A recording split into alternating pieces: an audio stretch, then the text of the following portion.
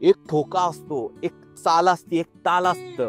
निघतच तेवढा पहिला ठोका पडला. आणि अजून पण आहे ना, अंगावर काटा येतं हे सांगताना, की जेव्हा तो पहिला ठोका पडला, म्हणजे मी काय फूट मागं आलो आणि तो आवाज, आणि मी स्वतः ते लाईव्ह बघितलंय, मी स्वतः ही गोष्ट अनुभवली. तरी पण मला सांगता येत नाही की नेमकं ती परिस्थिती काय होती. फक्त माझ्या डोक्यातच होतं की मला ढोल वाजवायलाच जायचंय. एडिटिंग, जॉब, कॉलेज हे सर्व बाजूला. मी तिच्या मागं लागलो, तिच्यासोबत कॉन्टॅक्ट केले. मी फक्त ढोल वाजवायला भेटन त्यासाठी कॉन्टॅक्ट केले. हो, मी आयुष्यात पहिल्यांदा कोणत्या तरी मुलीसोबत बोललो असतो तर तिच्यासाठी, ते पण ढोल ताशासाठी.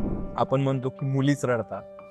तुम्ही मुलं रडताना बघायचं असेल तर शेवटच्या दिवशी एखाद्या वादकानी, एका पोरानी ढोल सोडला त्यानंतरचे डोळे बघा. तो एक वेडच आहे आणि मला त्या वेड्यामध्ये सामील व्हायचंच होतं. मला ते वेडा पण जगायचाच होता.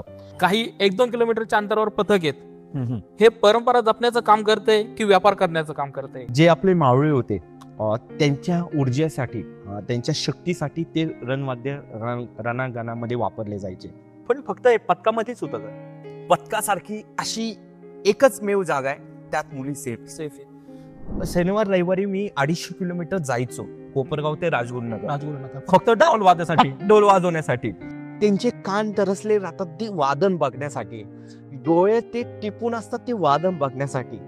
आणि जेव्हा त्या रोडावर वादन केलं जातं ते म्हणजे जगात सर्वात मोठं स्वर्गसुख. म्हणजे एखादा वादक, जर तो वादक असेल, त्यांनी त्या रोडावर वादन केलंच पाहिजे. तो रोड म्हणजे लक्ष्मी रोड.